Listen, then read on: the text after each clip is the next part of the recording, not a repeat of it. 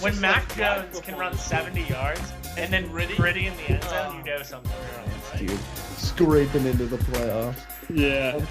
You might as well just call that the Schmigley Jones parlay. Those are astronomical. Come Veterans terrible. Kenny Galladay's good. Oh. Man, if the Giants win one playoff game, I'm going to be so hyped. Everybody, welcome back to another week of Drop a Pass, Run a Mile. This is the Week 8 preview. Jared has been on the grindstone working hard, so he could not make it to this one. So I got my best friend Jake to fill in for him. Jake, you want to say what's up? Yeah, hey everybody, how you doing? My name's Jake. I've known Ev and Jared my whole entire life. Excited to be on the podcast this week. Yeah, Jake's a big Steelers fan too. So we'll talk about that later. But some housekeeping stuff.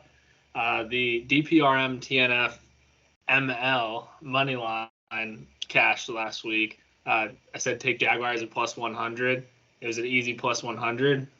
They won over the Saints 31-24, so that worked out well. We'll have another one coming this week for the Bills-Buccaneers game on Thursday Night Football. What are you guys at now, money-wise? Well, What's we the lost. Figure out? I know you guys lost, but We lost that Packers-Lions one. And then after that, I think we lost the Chiefs-Broncos one.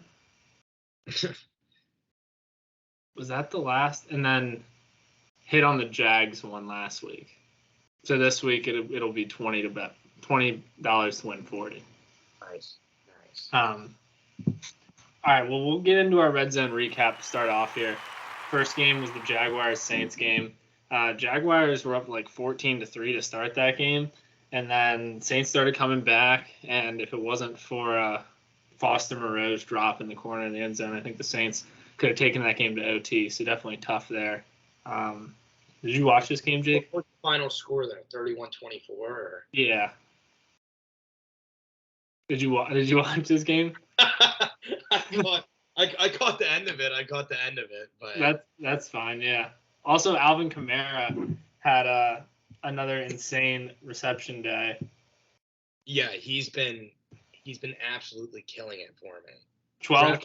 12 catches for 91 yards for Kamara. Yeah, he's a fantasy machine. Ever since he came back week 4, I think. He had a 4-game suspension. Yeah. He came back and he's just been absolutely lights out for me, fantasy. Yeah. So, I have him in one of my dynasty leagues too. And he's just because Derek Carr, all he does is throw dump passes to him. Yeah, and it was huge for me too, because as you know, we're all in the same fantasy league together. And as you know, in the dynasty league, I have Nick Chubb. Yeah. So I needed somebody to fill that void there, and then Chubb gets injured. Kamara comes back the next week. Yeah, that was huge. Also, Chris Olave got arrested today. He was doing 35 over the speed limit, got arrested. Apparently he's being released either tonight or tomorrow. So we'll see how the Saints handle that situation. Yeah, arrested for that. That's nuts. Yeah, he hasn't like really produced as much as people thought he was going to this year, and I think it's in part to Alvin Kamara getting a ton of catches. But he had 15 targets in the game against the Jaguars, only 7 catches. I mean, that's still good. But yeah. All right, well, we'll get into our next game here. Man, 15 targets. Yeah. That's a ton. Yeah. Man. 15 targets and 7 catches. Yeah. We'll get into our next game here, Giants-Commanders. I'll talk mainly about this game. I'll try to take Jared's side as well a little bit here. The Giants scored 2 touchdowns in the first quarter. So Daniel Jones, this is including playoffs. Tyrod Taylor and Daniel Jones now both have the same amount of 200-yard, 2-touchdown, no interception games for the Giants. Daniel Jones has done it once, and Tyrod Taylor has now done it once. There's been games where Daniel Jones has thrown for like 195, 2 touchdowns and no interceptions, and there's been games where he's thrown for like 350, 3 touchdowns, but with 1 interception. Like, it's just crazy. Like, I'm kind of scared for when Daniel Jones comes back because, like, our offensive line is playing, like, a little better than they were when Daniel Jones was in.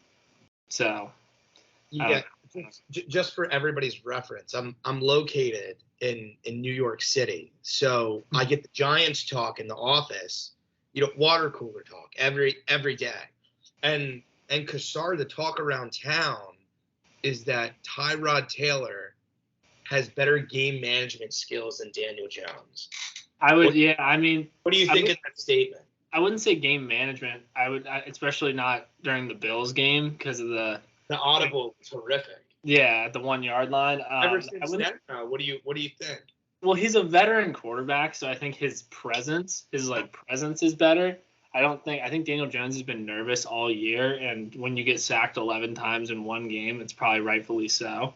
That's absurd. So I think he's been nervous all year. And to be honest, I think it's in part to the play calling too. Like against the Commanders, our play calling in the first quarter was awesome. Scored 2 touchdowns. We were playing aggressive. We were throwing it deep to Jalen Hyatt finally.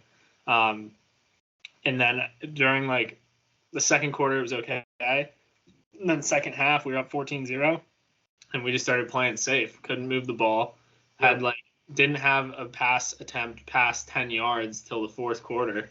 And then when we did finally get it down into the red zone again, Saquon got the ball ripped out from him. And I think if the Giants keep their foot on the gas in that game, it's like a 28-7 game.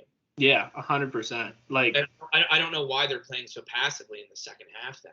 It's ridiculous. Was it 14-0 at half or 14-7 at half? 14-0. And then in the third quarter, Sterling Shepard muffed the punt. Yeah. Because we had problems with Eric Gray fielding punts, and then Shepard got back there, muffed it. Commanders got it inside the red zone, and then Brian Robinson ran it in for a touchdown. But eventually we put Slayton back there. And we just signed he used to be the Steelers returner, Gunnar Schlefsky. Yep. Something like that. We just signed him to the practice squad, so we'll see how that goes. Yeah, he's okay. But there's a reason he's not on the Steelers anymore. Yeah, as long as he can field punts, it's all that matters. But yeah, kind of like a disappointing second half for the Giants. But our defense is awesome. It helps that the Commanders' offensive line was absolutely atrocious. But you're a 2-5 team, so why are you not playing balls to the walls? Yeah. Like what are you trying to sink, or what are you trying to do here? Yeah. Like what do you have to lose as a 2-5 team that pretty much has to win out if they even want to consider making playoffs? Yeah, it's just the offensive play calling has been so interesting. Last game against the Bills, we were at the 1 yard line to end the first half and to end the game, and we walked away with 0 points being at the 1 yard line. Are the Bills a fake team? I don't know. I think the Bills are very overrated. You look at the Patriots game; it's unbelievable. I think, they started off really hot. They beat the Dolphins by 20 or 30 or whatever it was. But then again, that's another point too. Is the Dolphins? The Dolphins have played what? They've won 5 games, and those 5 wins are against the Giants, the Panthers. I don't know. I saw a list, but it's all 1-win teams. It's Giants, Panthers, Broncos, and 2 other teams. But yeah, we'll get on to our next game here. The Browns-Colts game. Browns barely skimmed by the Colts, 39-38. The refs ruined this game, called a bunch of penalties on the Browns' final offensive drive that got them into the 1 yard line, and I think it was the 1 yard line inside the 10. They ended up scoring, and then Colts had virtually no time left. But Gardner Minshew put on a show out there. He had 2 rushing touchdowns. Yeah. He was honestly a beast. For him to be able to step in, 305 passing yards, 2 touchdowns, and then 3 carries for 29 yards and another 2 touchdowns. What about how JT do? Jonathan Taylor had 18 carries for 75 yards and a touchdown. Yeah, okay. Along with 3 catches for 45 yards. So he's getting back into a rhythm. Yeah, that's good. Yeah, because you don't pay a running back all that money. He has $18 million guaranteed or something like that too, which is pretty crazy for a running back. He has to start producing those numbers consistently each week. I think he will. I think the issue with it was last week was Zach Moss was top 3 in the NFL in rushing yards, and Jonathan Taylor was just coming back, so I think his workload was a lot less. But now that he was practicing with the team and everything, and involved, like they gave him a lot more of a workload this week. Yeah, I can't wait to see what Minshew does the rest of the season. Yeah. Also, I'm a big Minshew guy. Yeah. Also, like, Deshaun Watson looked awful. He finally came back off injury. He went one for 5 yards and an interception, and then they put PJ Walker back in. I'm not sure if Deshaun got injured again or what it was, but like PJ Walker is keeping him in games, but like Deshaun just like, and they paid Deshaun a ton of money. Like, yeah, I forget what that contract was, but we'll get to our next game here, the Patriots-Bills game. Patriots, there's so many upsets this week, so many. Patriots upset the Bills 29-25. The Bills have just like not started off great in the first half of games the last 2 weeks. Against the Giants, they had no points in the first half. And in this game, they had, let me see real quick. They had 3 points in the first half. They were down 13-3 at halftime against the Pats. They rallied in the fourth. I thought they were going to win it for a while. I thought they had that there late in the game. Yeah. With 18 seconds left? Something like that. Yeah. I saw a stat. Mac Jones and Tom Brady are tied for like game-winning touchdowns under 20 seconds or something like that. 20 seconds left in the game. They each have one. That's crazy. Yeah. You would think touchdown Tom had more than that. On the I was gonna say it was tied 1-1, but weird. But yeah, that was like, I don't know if the Patriots can continue that. I think it might have been a one-off thing. Also, that was Bill Belichick's 300th career win, so that was pretty cool. Yeah. Also, Stephon Diggs' ability to like catch a pass and just Stephon Diggs is phenomenal. Yeah, he's a beast. With his ability to like break out of tackles where you think like, all right, he's going down, like no doubt. Touchdown late in the game. Yeah, he's insane. Back up. That was unbelievable. Yeah, he's a beast. They'll be fun to watch this Thursday night football game against the Bucs. I do think we're going to see a better first half out of them. I hope. This was 100%, at least for me. I would imagine pretty much for everybody, the biggest surprise of the week. Ravens beating the Lions 38-6. I don't even want to talk about it. Absolutely unreal. Last week I said for my parlay I had Lions -5.5 and I had Browns money line. Browns money line probably shouldn't have cashed, but it did. But obviously Lions -5.5. I thought at least they would win or make it close. Evan, as you know, I thought I placed a safe 2-leg parlay. Yeah. I had Bills money line, obviously did not hit, and I had Lions -2.5, and they go out there and just get blown out. It was I don't know. I mean, now people are saying putting Lamar in the MVP conversation. I mean, he passed for 357 yards, 3 touchdowns, and then had another 36 on the ground and a touchdown. I think we can finally trust the Ravens. Like it's just like the NFL is insane to me where I don't know though, man. Like you lose to the Steelers a couple weeks ago. I understand that, but like not a lot of teams can beat the Lions 38-6. How does that happen? Exactly. I don't know. The Lions have a good squad. The Lions were 5-1. Yeah, nobody predicted that. Who do the Lions play next week? Do you know? I'll look at it real quick. Raiders on Monday Night Football. Okay. That's a get back game for them, 100%. Yeah, I think they got to put the third on the Raiders. With Brian Hoyer, I don't know how long Jimmy Garoppolo's out for, but with Brian Hoyer in there, I know they put in their rookie quarterback eventually in that game. But actually, we'll just go to that game right now. Bears beat the Raiders 30-12. Brian Hoyer looked atrocious. I think the Raiders right now are the worst team in the NFL. No surprises there. Yeah.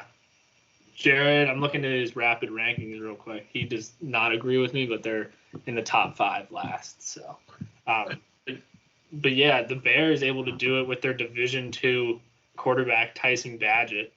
That guy came out and had an absolute game. He won like the Division II equivalent of the Heisman. I forget what it was called, but yeah, I forget what that trophy is called too. But the guy's a D2 stud, and I saw this video today too that his dad is a 28-time arm wrestling world champion. Yeah, Did you see the interview they did with him on NFL Network? No, I didn't. Oh my gosh, it's hilarious. If you guys listen, if you guys can like find that video, it's hilarious. That he's with the one reporter and he's literally like, there's a guy holding the microphone while they're about to arm wrestle, and Tyson Badgett's dad just takes the mic and he's talking all like calm and stuff, and he's like, all right, like you know how this works. If you get my arm down, you win. If I get yours down, I win. Like, and he's just talking into the mic and he's like, yeah, I've been doing this for a long time. He's like, all right, ready, set, go. He's just holding his arm there, and the reporter's like, literally his whole body's like this, and his arm is just staying there. He's just talking so calm into the mic, and the reporter literally puts two hands on his one hand and has his whole body down, and like his dad just brings his arm down slow and just pins him. His dad, obviously, he seemed like a bigger dude, Yeah. But he wasn't like anything crazy. Yeah. So how's this guy so strong, There must be some kind of muscle in like your elbow. Yeah, there's got to be some technique or muscle or something that we're not aware of here. Yeah. I don't know. Wild stuff. Yeah, that video is insane. Yeah, I'm excited. When does Fields come back? I don't know. That's a good question. I'll have to look into that. Actually, I'll just look real quick. He might be back next week or the week after. Yeah, I hope it's the week after. I want to see what happens next week. Yeah. I'll check on Jimmy G while I'm at it too. He's considered doubtful for week 8 against the Chargers. Cool. So it's Sunday Night Football too. So Tyson Badgett versus Justin Herbert. Ow. Under the spotlight, man. Yeah. And then Jimmy G's expected to play in week 8. I don't think that's going to make it much of a difference for the Raiders against the Lions, but we'll get to that later in our pigskin predictions. Next game we had was Falcons-Buccaneers. Falcons beat the Buccaneers 16-13. The Falcons their offense is better than the Giants, but they don't put up many points because Desmond Ridder tries to lose them games. Desmond Ridder had 2 fumbles at the 1-yard line.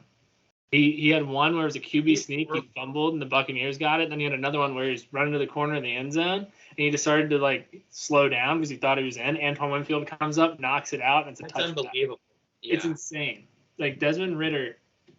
I was never a Desmond Ridder guy, even when he was in college. I don't know. I don't think he hasn't done anything good this season so far, has he? Yeah, no. I mean, he's just too like. Oh, sorry. He must have had another fumble. He had 3 fumbles and 3 fumbles lost. Yeah. So like, if the Falcons could probably be 5-1, right? What are they right now? They're 4-3.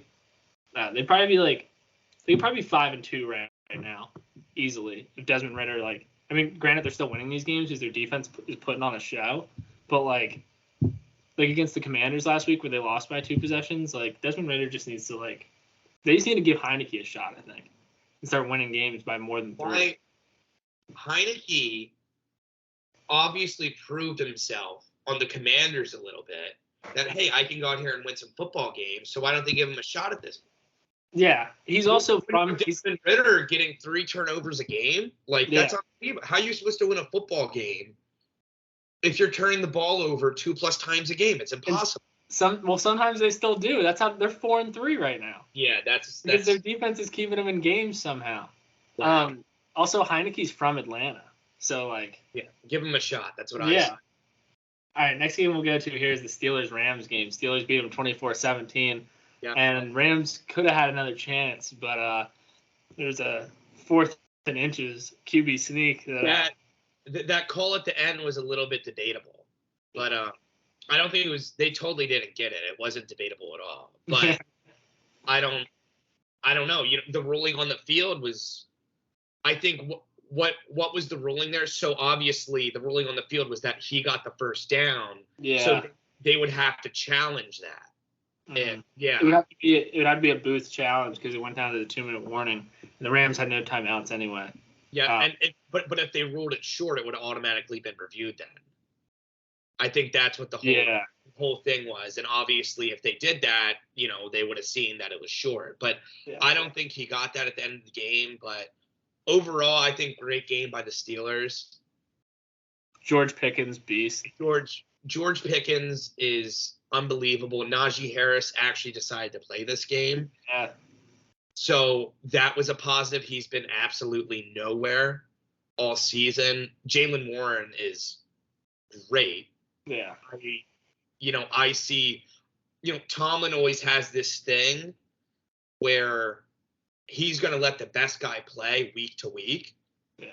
I wouldn't say he's he's a loyal guy, but he's like, hey, you go out there and you earn the spot. And Najee Harris really hasn't proved that. So I think he answered a little bit, this past week, but maybe we're going to see, kind of a community backfield in Pittsburgh, which would be great because then you have two great running backs. Yeah, I think what they support, at receiver, your defense is phenomenal in my opinion. They've been playing lights out. If we didn't have TJ Watt averages like a touchdown a game at this point. Yeah, for real, yeah. He's unbelievable. But yeah, see that interception he had where he just came out of nowhere and jumped the route? Yeah. Yeah. He's awesome. Yeah. Alex Highsmith is playing great. Minka Fitzpatrick looks awesome. Joey Porter Jr., our Penn State guy, I think he's playing really well. Yeah. I think the Steelers look really good. I think the only X factor in there is Kenny Pickett at this point. Yeah. Kenny Pickett played his best drive of football in the fourth quarter there, but yeah, he misses wide open throws, and I don't know. When he throws to George Pickens, though, it's almost always complete. They have a very good connection. I would be giving Pickens the ball 90% of the time. Yeah. He hit that throw to Deontay Johnson too, where I think it was a shorter route, but Deontay Johnson broke some tackles and turned it into a 50-yard gain or something. Yeah, Deontay Johnson had a good game too. Steelers we have a lot of weapons. Yeah. Yeah. They have a ton of weapons. They just kind of need to tie it all together and tons of weapons. Like I said, I think the only outlier there really is Kenny Pickett. And the defense was a little bit inconsistent, earlier in the season, but yeah. As we're getting into it, TJ Watt's, healthy right now. We have a lot of weapons on defense. I think we have the Jags this week. That's going to be an interesting game. So yeah, that'll be tough. Sometimes the Jags kind of crumble when they go up against a good defense. So I'm really excited to see that game. I think we have a shot. Maybe I'm just being biased, but we have a decent team here. Yeah. Yeah. Tomlin's coaching the game. And I saw this stat too. In Tomlin's career after a bye week, the Steelers are 12-4. That's crazy.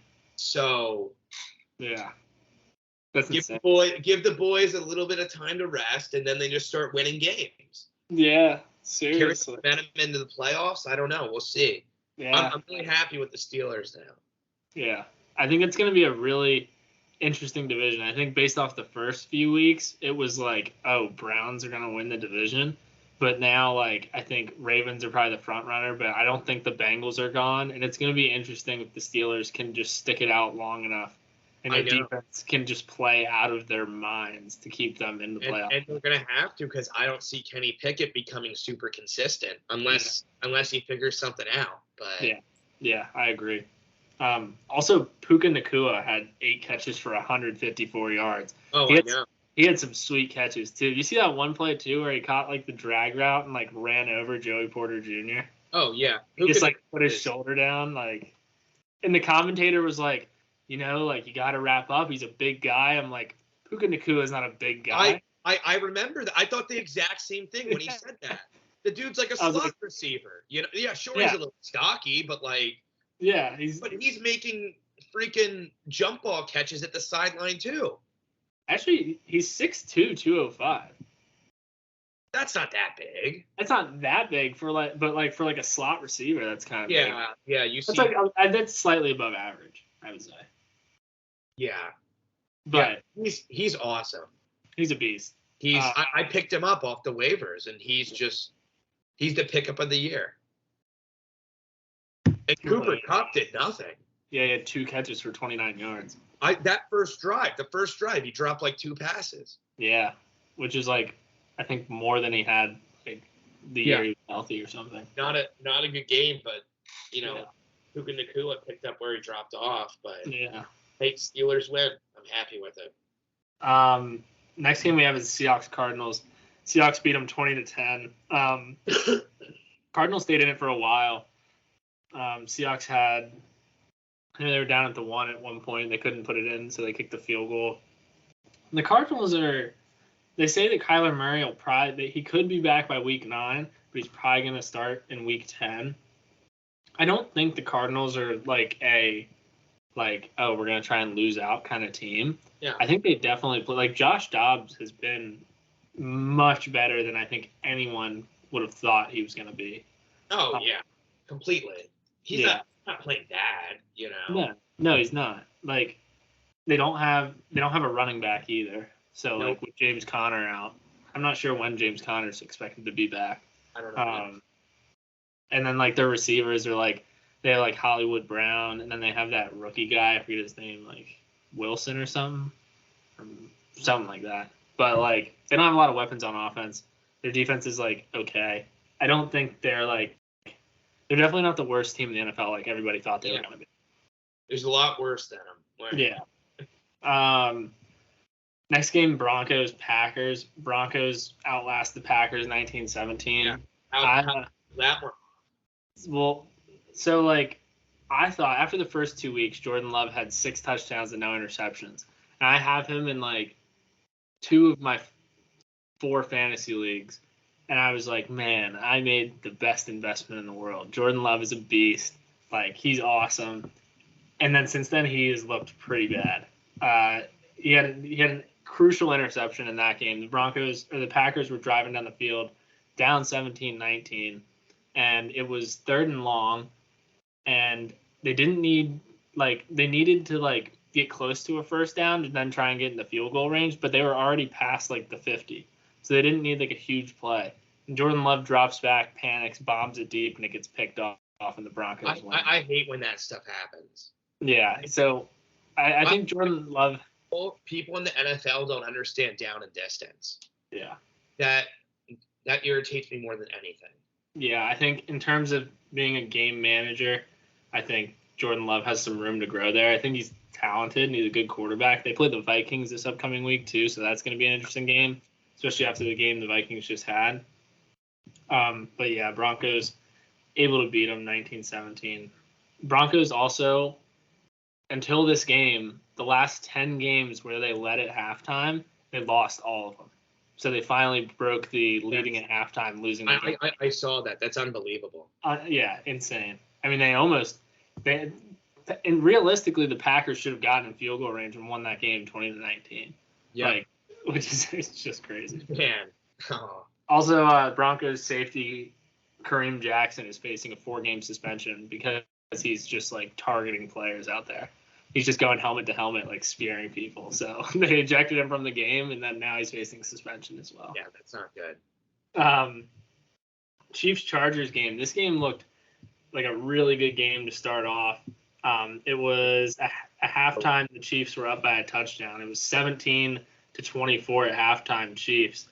And then the Chiefs scored another one in the 4th and just kind of ran away with the game. But Kelsey have like 179 and 2 touchdowns or something? Yeah, let me see.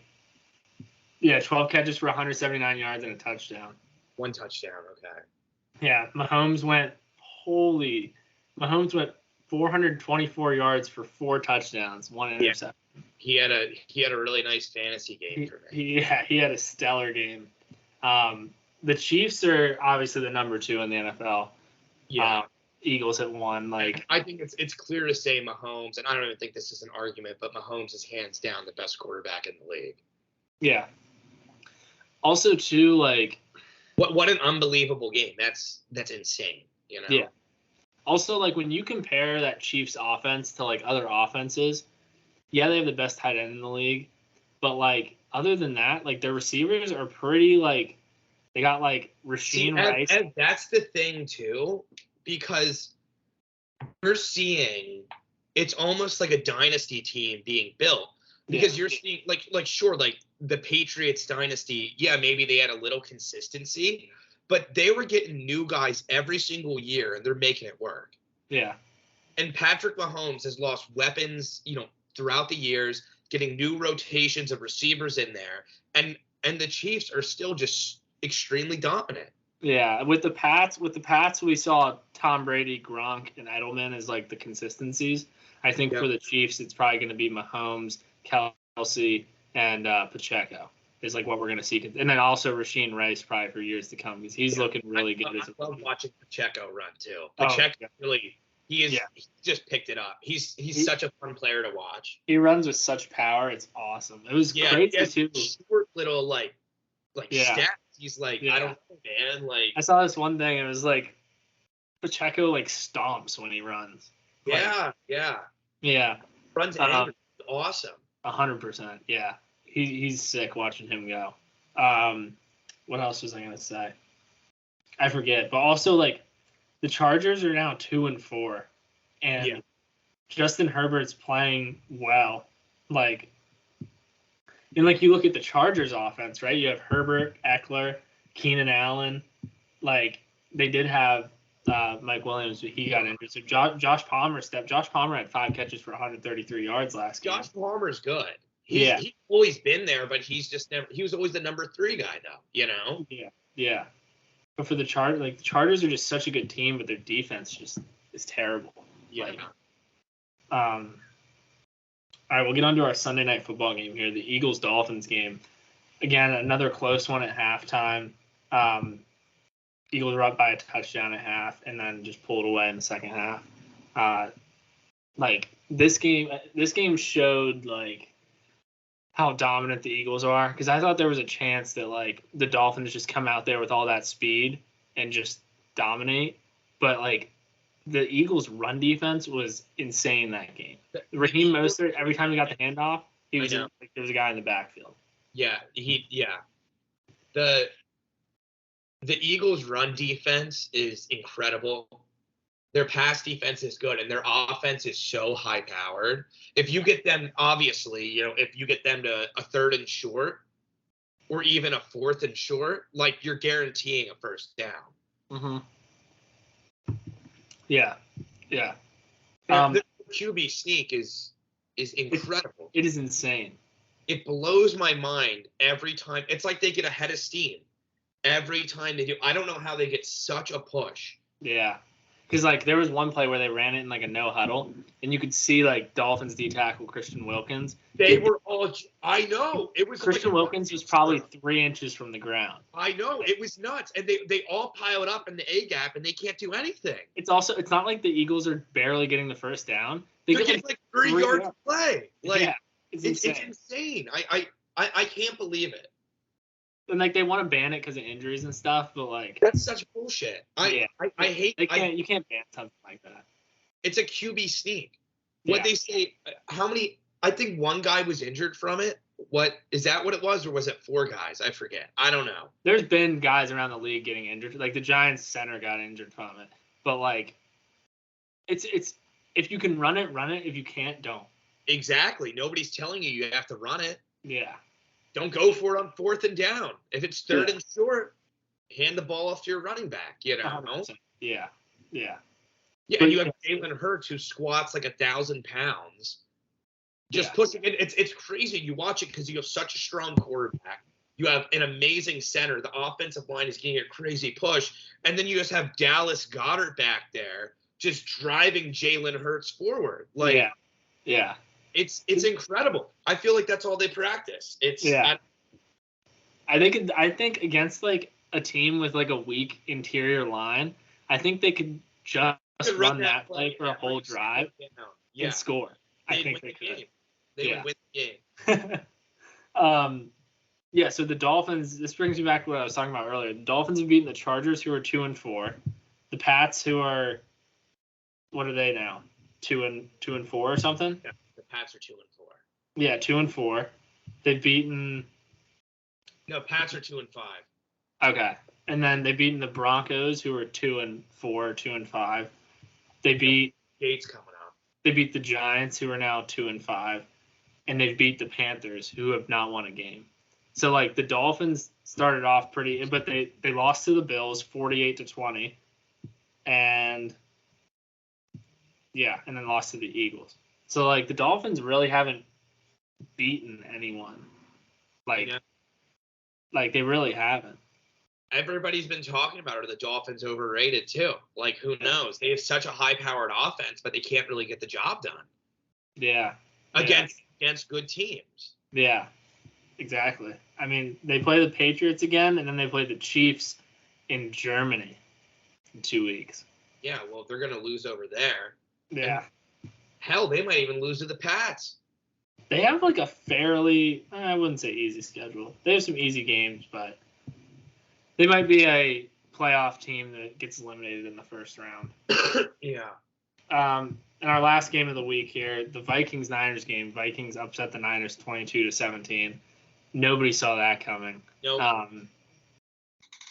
The 49ers safety, Trevarius Ward or something like that, he had an interception like on the Vikings' first drive, I think, where he just took it out of Jordan Addison's hand. And then second to last play of the first half, Jordan Addison, Kirk Cousins hooked up with him on the deep ball. It looked like it was going to be picked again. Jordan Addison ripped it out of his hands and ran for a touchdown. Super sick play. Kirk had a pretty good game, too. Yeah. Kirk had 378 yards, 2 touchdowns, and that 1 interception. Yeah. Then Brock Purdy, 2 interceptions. I don't know. I don't think the Niners are in the same boat as the Dolphins, obviously. But I think they're a way better team than the Dolphins, but they could be slightly overhyped. Who knows? The talk in the beginning of the season was the Niners are hands down the best team in the NFL. I mean, yeah, they were 5-0, you know, and then you lose to the Browns, which the Browns defense is pretty sick. Like I thought they were gonna destroy the Colts, and they probably should have lost that game. Yeah, but like Miles, had a better year this year. You know? Yeah. Also, like Myles Garrett's having like an MVP year. Like Myles Garrett looks like a beast. Yeah. But yeah, the Niners, I don't know. They're at home next week. I forget who they play, but we'll get to that later. All right, well that wraps up our Red Zone recap. Due to Rod's absence, I'll be doing the Rod's Rapid Rankings today. So I'll run through them quick and then go over what he has and anything that I maybe disagree with. All right, here we go.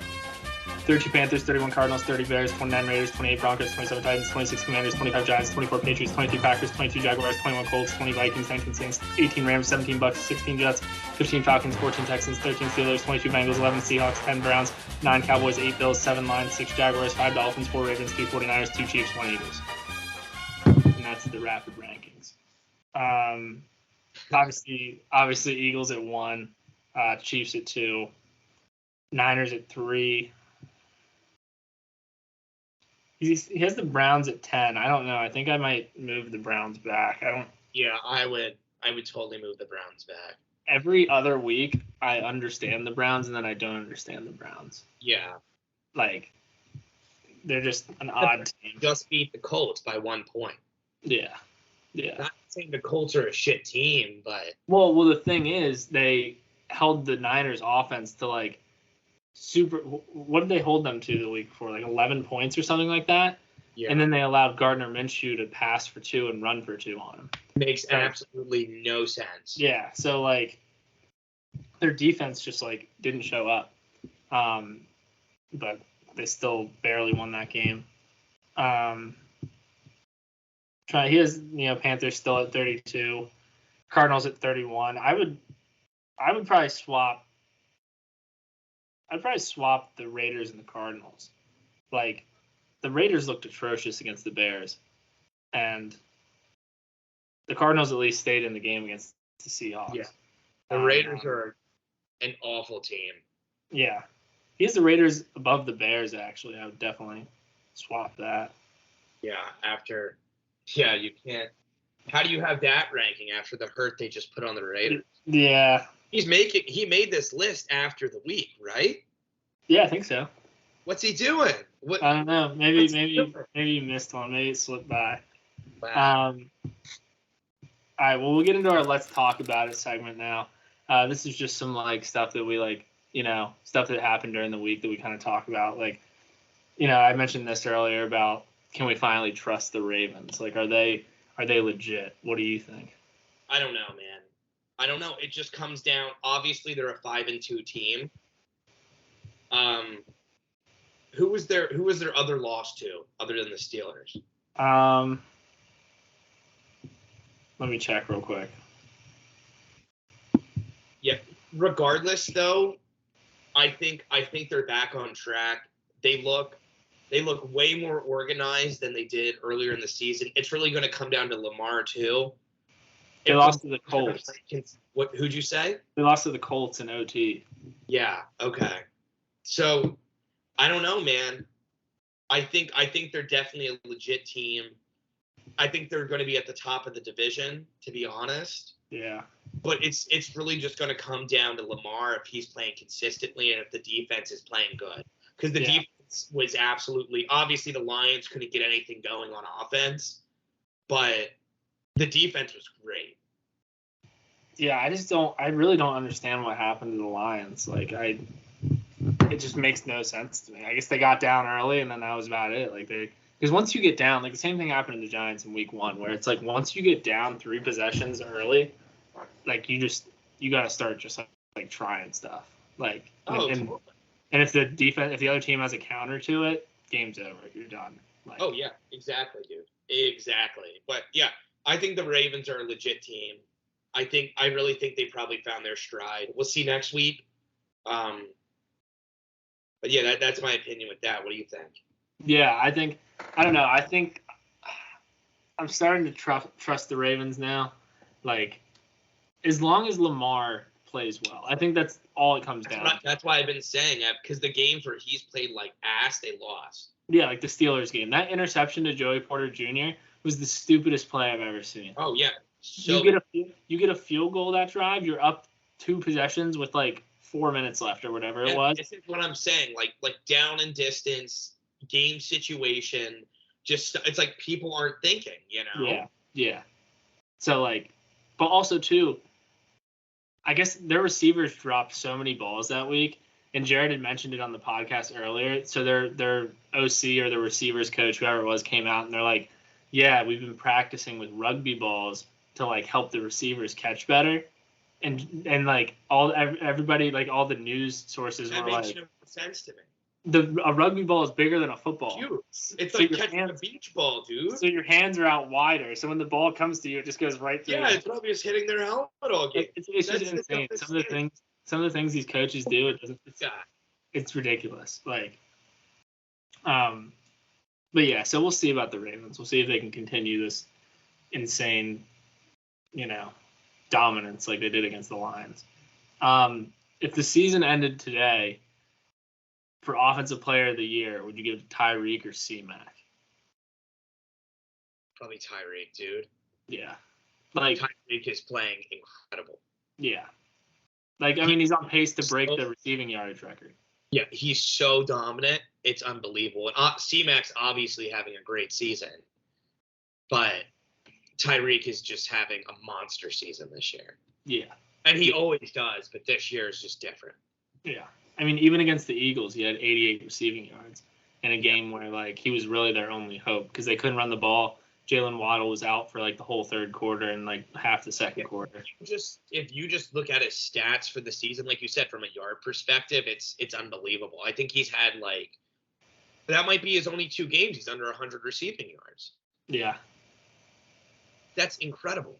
Yeah. Unless I just made that stat up out of thin air, but it sounds good to me. I think you're right. Yeah. Yeah. And then my final thing here is, so right now there's 7 3-win teams. Out of these teams, who do you think is most likely to win 9 or more games? And who do you think is most likely to win no more than 6 games? So we have the Saints, Commanders, Raiders, Colts, Bucks, Rams, and Vikings. Raiders no more than 6. Yeah. And I would say the Vikings are probably going to win more than 9 or more. Yeah, that's so easy. After the performance they put on last night, I mean, like the Vikings, they haven't looked great this year. Like, I mean, it's mainly been turnovers for them. Yeah, but when you have, Kirk Cousins and Justin Jefferson, you can piece together some stuff. You have, one of the best receivers in the NFL.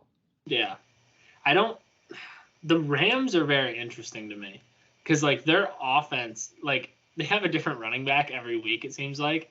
And I think that's really their problem, too, because I think Stafford's a consistently good quarterback. I love watching Stafford play. Yeah. I'm happy he's on the Rams. You know, obviously he wasn't getting anything when he was in Detroit, which was years ago, so I don't even know why I'm bringing that up. But it just makes me happy to see him on the Rams and have some offensive weapons and be able to drive the ball. Now he has, you know, Puka Nacua. If they figure out the running back situation there, they could definitely be a 9-win team. They have the talent. They have a good defense. They have Aaron Donald, you know, but. No, yeah. Yeah, I think they could win 9 or more, too. And I think if there was another team to win 6 or less, I would probably say the Bucs. They started off hot. They were 3-0, and they haven't won a game since. Like, was it 2-0 or 3-0? I think it might have been 2-0. But still, I'm excited to see how the Vikings do the rest of the season. Yeah, that's all I'm gonna say. Yeah, and it's crazy like how these teams find these players. Where like Jordan Addison is basically miniature Justin Jefferson. Like, he's a rocket. He gets open. Like, it's crazy. Like, he's an electric player, just like Justin Jefferson. So to have a roster where you can lose a star player and have somebody come in that has like such similar skill sets to that player, it's unreal. Yeah. And then still you have KJ Osborne to fall back on along with Hawkinson, and then you have Madison and Cam Akers who were splitting carries last night. Yeah. Akers, what's that about? I didn't realize Cam Akers was on the Vikings. Totally missed that. I guess it happened like 3 weeks ago. But Cam Akers looked pretty good last night. He was having some good runs. But yeah. So I think that's it for our Let's Talk About It segment. How long is Justin Jefferson out for? 4 to 6 weeks. Wow. Yeah. That was 12 days ago. Yeah. So. Any update on that? I don't know. I heard that if the Vikings continue to do bad, they might just sit Jefferson the whole season. I don't think that's going to happen. I mean, these players, they want to get back out there. So as long as he's healthy, like, he's going to play. And I do expect the Vikings to compete. And also, too, like, possibly have a chance at, like, winning the division if they can continue to win games and the Lions somehow start to lose games. Yeah, like, I want to see what happens here at the Lions going forward. That was a super disappointing game. Obviously, it's awesome to see the Dan Campbell Lions just being way better than they've historically been. Yeah. Just a complete flip around in the franchise, but total 180. But I don't know. All right, well, we'll get into our moneymakers section here. I'll start off with my parlay for this week. I have the Texans winning against the Panthers, which the spread right now is only like -3 for the Texans, which is kind of strange against the defeated Panthers. Then I have Cowboys money line over the Rams coming off the bye week. And then I have Lions -6.5 against the Raiders. I just think after that game against the Ravens, I think the Lions, I think they're going to pummel the Raiders, but never know. That brings you to +270, so it's like 10 to win like $35. Player prop for this week is Tony Pollard anytime touchdown. He hasn't scored since week 1. Like, so I don't know about that, man. I don't know. For a player that's so involved in their offense, like, I just find it kind of crazy that, like, he hasn't scored since week 1. Don't you want consistency if you're doing anytime touchdown score? I guess you're going for the odds here. What are the odds on that? They're probably not out yet. It's probably going to be like +120 or something like that, or +150. But yeah, you know, players are due, you know, and I think it's week 8 and Tony Pollard hasn't scored since week 1. I just find it surprising. That's unbelievable. That's what I'm saying. So he has 1 touchdown. How many touchdowns does he have? 1 or 2? He has 2. He scored 2 against the Giants. 2. Yeah. Yeah. And then Dante's first touchdown picks for Thursday Night Football. He initially texted me Stephon Diggs, And I said, well, what about Gabe Davis? And he's like, well, Gabe Davis was my first choice, but because you guys love Gabe Davis so much, I didn't want to be like cliche about it. So I convinced him to go with Gabe Davis for the first touchdown score for the Bills side, and then if the Bucs score first, he has Mike Evans. So we'll see what happens there. And then for our DPRM TNF SGP, like I said earlier, I expect the Bills to come out hot in this game. They've looked off the past 2 games, and they're playing the Buccaneers, who are just like very defeated right now. I have Bills first to score. I have Bills first half 3-way, which is either Buccaneers, tie, or Bills, so you get better odds on that because of like the tie being involved there. And then I have Bills money line overall. So I kind of have the Bills to like. Yeah, clean sweep with the Bills, dude. Yeah, I'm not saying that the Buccaneers are gonna do terrible necessarily, but I just think the Bills playing at home in Buffalo, I expect them to kind of light up the scoreboard a little bit. They've looked very just blah, especially the Giants game. No points for them in the first half, which is insane. Giants defense is legit. It's all the Giants had that game in the bag, Ev, and they fumbled it. I know. Tyrod Taylor gets up to the line, calling audibles for no reason. Yeah. Dable goes ballistic after the game. Yeah. For me, like, if I'm like, I don't know, if I have like a quarterback that can run the ball and I'm at the 1 yard line and I'm not running a QB sneak, I'd probably come out and gun.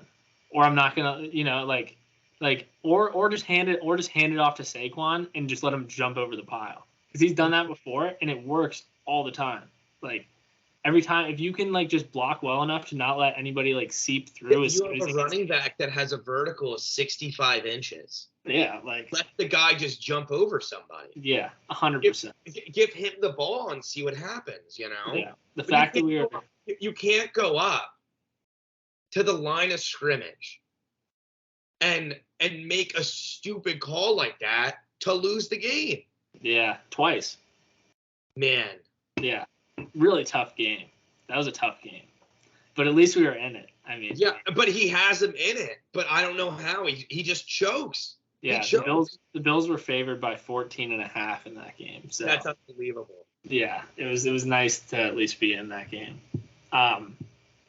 Do you have anything standing out for you this week? Hey, you hit it on, man. All right.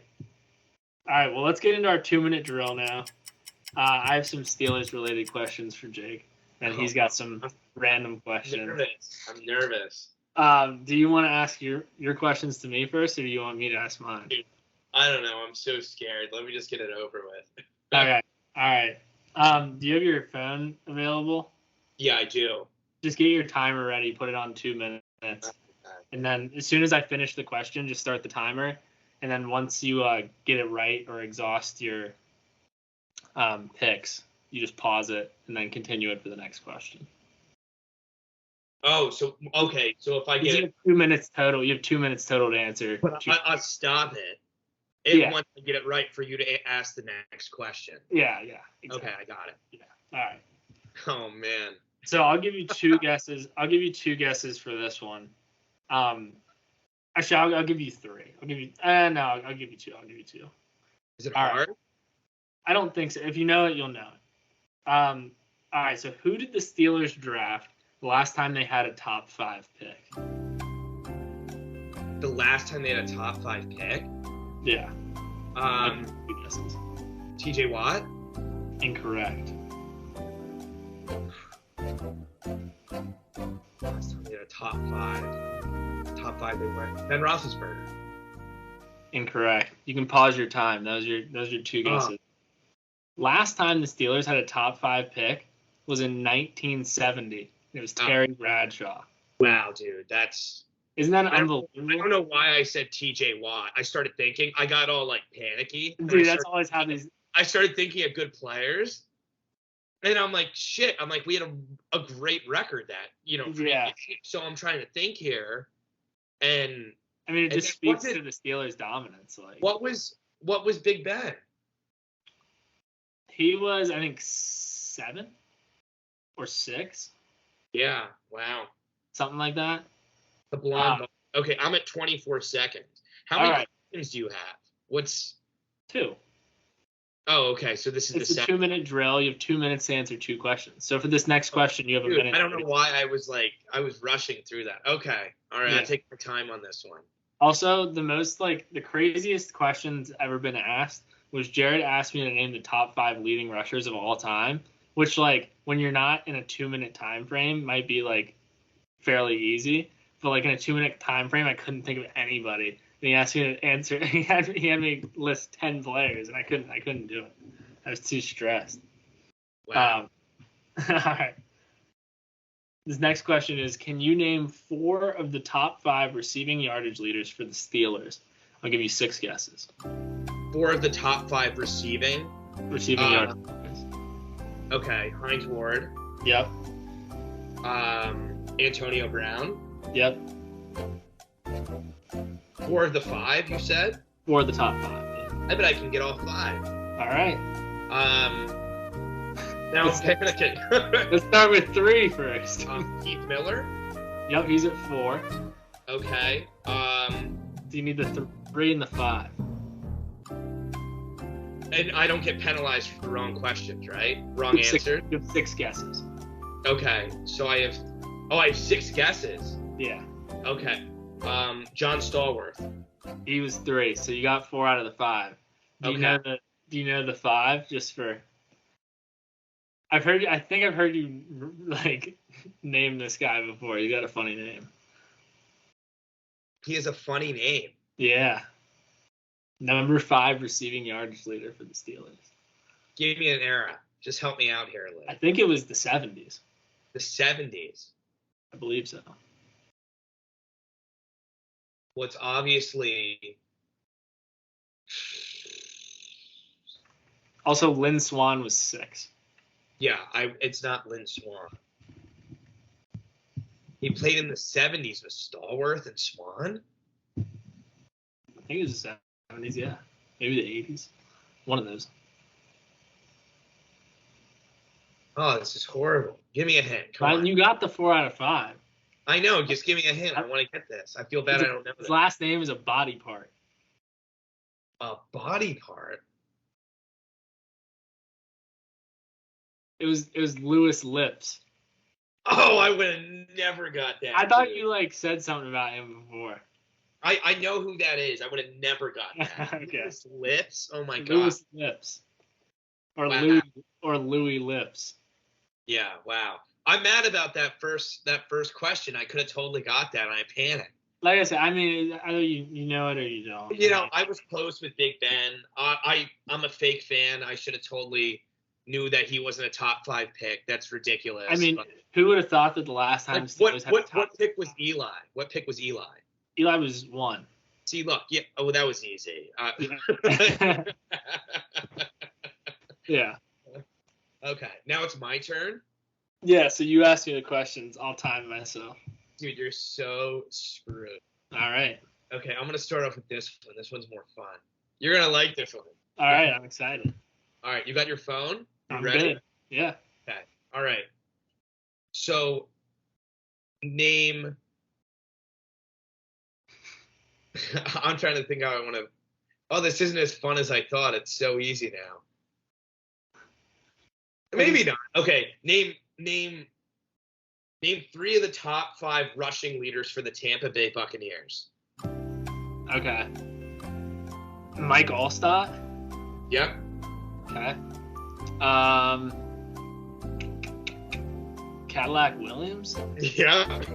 Garrett Blunt. No. Okay. LeGarrette Blunt, just for reference, LeGarrette Blunt's 13. Okay. Work done. Yeah, that was so easy. Okay. I have no clue who the other 2 would have been. I don't know the first one. You'll know. So the first one, all-time leader, and he played from 81 to 89. James Wilder. Why don't I know who that is? Never heard of him. Man, how many yards did he have? Almost 6,000 total. I mean, so he was averaging less than 1,000 yards a season. Yeah. Yeah, the guy was ass. He just played What's Mike Wallstott on that list? 2. The A-Train had 5,000, around 5,000, but he played for 10 years too. I mean, he was also like a fullback. But he was a fullback. That's very cool. I mean, his rookie year, he was like line. Let me look at Warwick Dunn here. So he played 97 to 08. He played a lot of those years on the Falcons too. Yeah, you're right.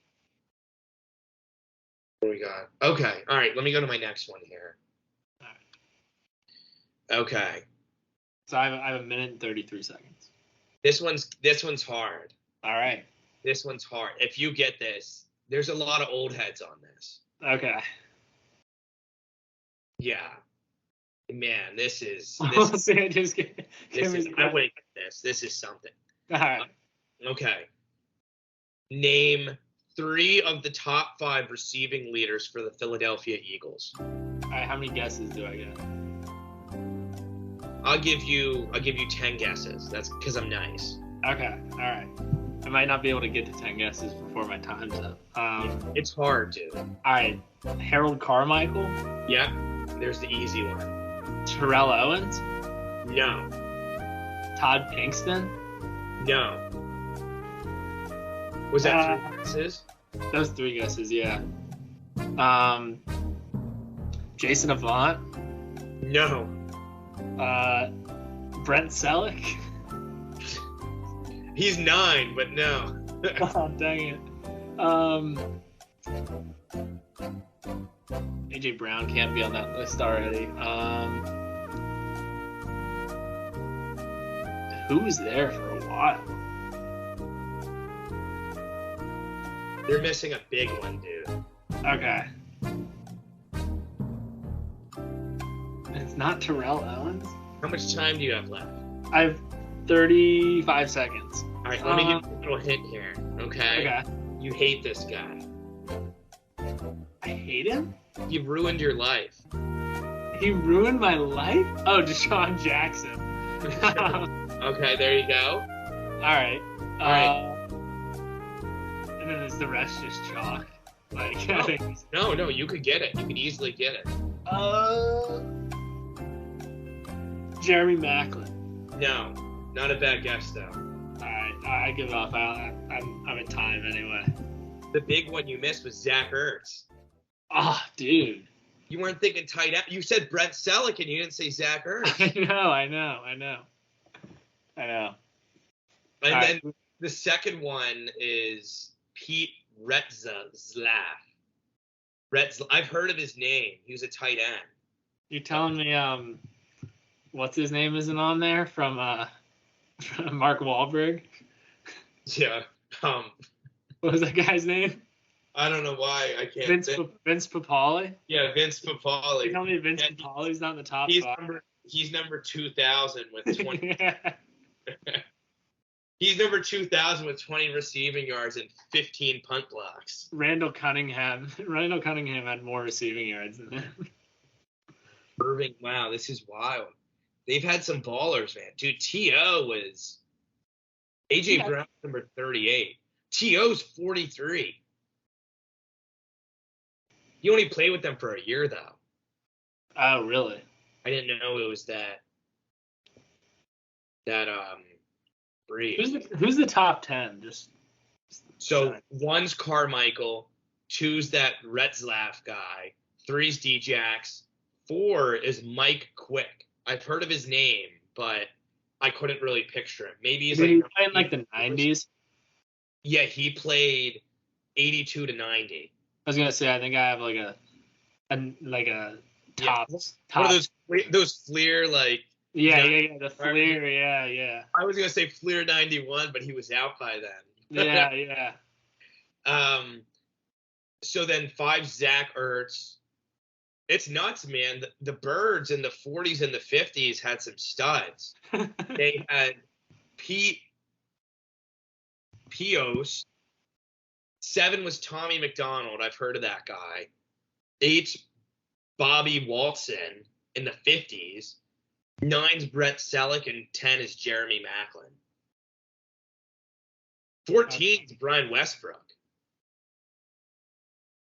14. I mean, that makes sense. I mean, he was there for a long time, you know. Yeah, he was a beast, dude. Yeah. All right. Well, usually I have Rod do the announcement for Pigskin Prediction because I like the way he does it. But it's something like this. He'll be like, "Are you ready? Buckle your seatbelts because it's time for Pigskin Predictions." It's so fun. All right. Well, let's get it started with the Buccaneers-Bills game. Bills are favored in this game by -8.5. Jared gave me. Oh, I meant to also go over this at the top of the hour, but last week for our spreads with all the upsets, I went 2 for 13 against the spread, and Jared went 4 for 11. Oh Just my gosh. insane. So overall, Jared is now 58 and 49, and I'm 46 and 61. I really got to pump those numbers up. I'm pretty bad against the spread. Wow. Yeah. Jared also gave me his picks, his spread picks for this week. He's also has Buffalo -8.5. Who are you going with? Buffalo. Buffalo 8.5. Yeah, totally. Yeah. All right. Next game we'll get into is the Giants-Jets game. Jets are favored by -3. I wanted to go to that game, Ev. I was talking to some buddies. We were gonna go. Tickets are like $300 That's insane. to see that shit show of a game. Like, Yeah, I mean, yeah. So who's the home team in that situation? The Giants are. So the Giants logo is going to be on the field. Yes. But the Jets logos are going to be on the sides of the stadium. No. They should. What would be cool is if they did one end zone Giants, one end zone Jets. That's what they should do. Yeah. If tickets drop, man, what time's that game? 1 o'clock. All right, I'm gonna have to be on my horse in the morning then. Yeah, for sure. See what the tickets look like. I'm sorry to interrupt. What? You're good. Yeah, so Jets are favored by -3. I obviously, if I wasn't a Giants fan, I would totally take the Jets here. But I got to rock with the Giants. Yeah, I'm totally taking the Jets here. Yeah. Well, I don't know, though, man. Wait. Pump the brakes. You're dealing with two. I would 100%. Who's starting next week? Danny Dimes or Tyrod Taylor? It's probably going to be Daniel Jones. I would 100% take the under in this game. Both defenses are playing really well right now, and both offenses are horrible. Well, the Jets' offense is like okay. Zach Wilson's been playing okay. Like they've been all right, and they're coming off a bye. So yeah, they're fresh. Yeah, I would totally go Jets -3 here. Yeah, I think it's a safe pick. Jared also went Jets -3. Next game we have is the Patriots-Dolphins. Dolphins are favored by -9.5. That's scary, man. That's a big number there. Yeah, they're in Miami. What the Pats did last week, man, I don't know. I think I'm still gonna take the Dolphins here. I would too, but I'm feeling a little uneasy about it. Who are you gonna take? I'm taking the Dolphins. I'm just telling you, I'm feeling a little uneasy. I don't feel confident. Jared also took the Dolphins. Next game we have the Steelers-Jaguars. Jags are favored by -2.5. Yep. I'm totally taking the Steelers here. Yeah. I'm gonna take the Jags. Come on, man. You took the Jets, man. Come on, I think they can do it. You don't think they can do it? I do think they can do it, but I think the Jags have a better chance of doing it. I think Kenny Two Gloves is going to come out swinging, dude. And you said it yourself, dude. The Jags kind of fall apart against a good defense. Yeah. I don't know. I'm really excited for that game. I think the Jags are going to win 6-0. Yeah. barring unless TJ Watt gets a pick six. Well, yeah, you have to account for the TJ Watt touchdown. So. Yeah, the TJ Watt anytime touchdown at -110 odds. You know, can you put a player prop on a defensive player like that? Yeah, just defense as a whole. Wow. Okay. I think there might be some sports books that allow it, but I know DraftKings doesn't. Let's find a sketchy one and let it fly. TJ Watt plus 40,000. It's like C-Mac, like all the consistent touchdowns. Yeah. Like TJ Watt's going to be like 15 games in a row with a touchdown. Well, TJ Watt's only scored one touchdown this year. On it. Like, if you started at $10 and kept putting your winnings on it, you'd have $2 billion. That's what the stat would be. For TJ Watt? Yeah, for TJ Watt, yeah. Yeah. I know for CMAC, they said if you started with $100 and put it on every week, you'd be up to $443,000. That'd be nice. Yeah.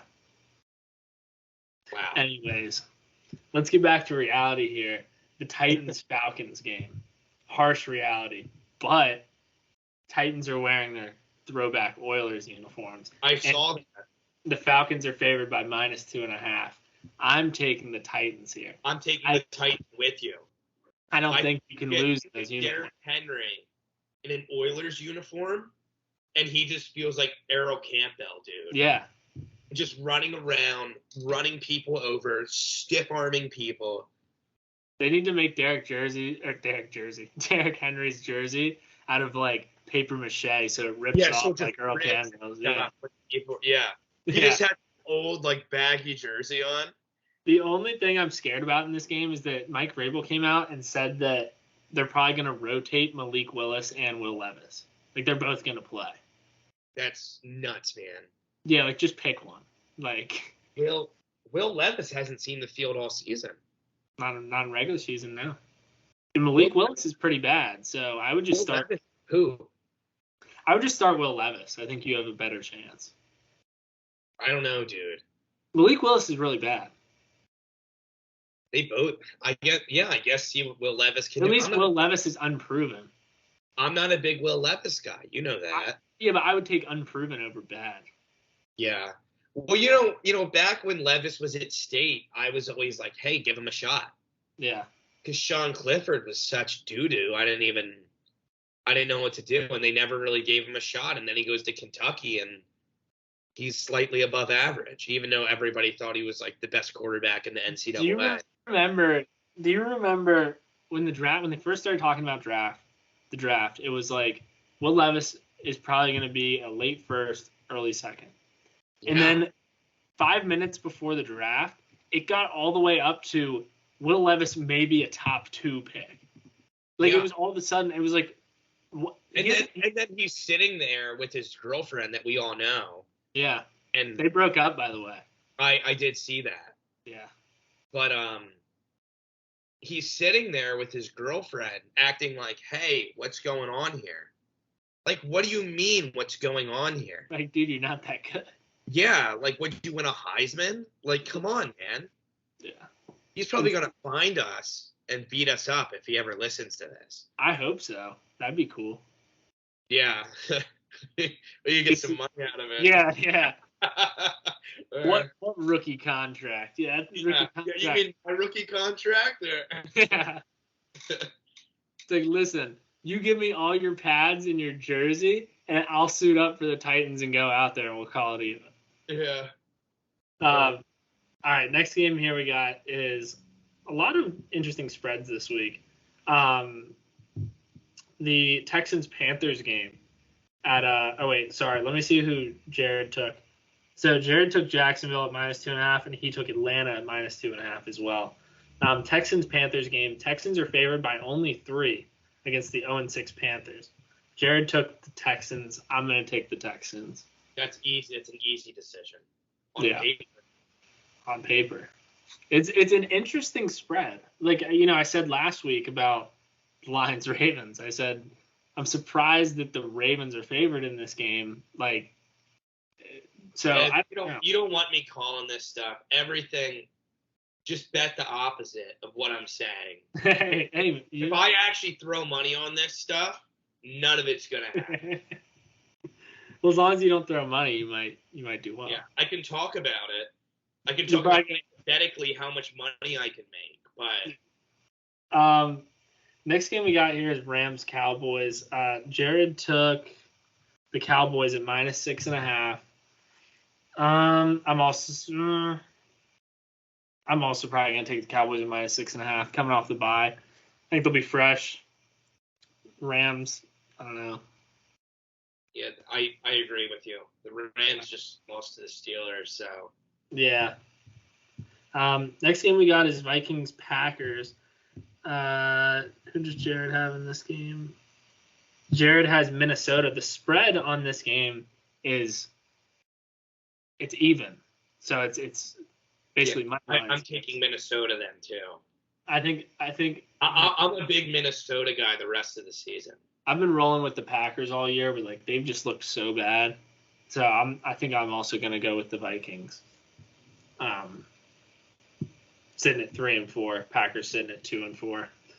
Next game here, we got a 3-4 matchup. Colts Saints, kind of an odd game. Colts are favored by -1. I'm going to be taking the Colts here. I'm taking a lot of the minus spreads this week. Jared also took the Colts. And now that I'm looking at it, Jared took every single minus spread. He didn't put any thought into this, man. I don't know. The guy acts like he's all busy at work and this and that, and he's just like, yeah, let me go minus spreads on everything. Yeah. Just takes the favorite team every single. Yeah. I mean, I'm also going to take the Colts here. I'm going to take the Saints just for fun. I think it's only a one point spread, so I think that's a solid pick. Next game we have is the Eagles Commanders. He even took Eagles spread in the Eagles Commanders game. Does he usually do that, or? He's a Commanders fan. You can't take. I know he's a Commanders fan, but I'm saying if the spread is brutally bad, does he usually take the Commanders? Like, what's he do? I think he usually takes the Commanders. Yeah, he put no. I always take the Giants no matter what.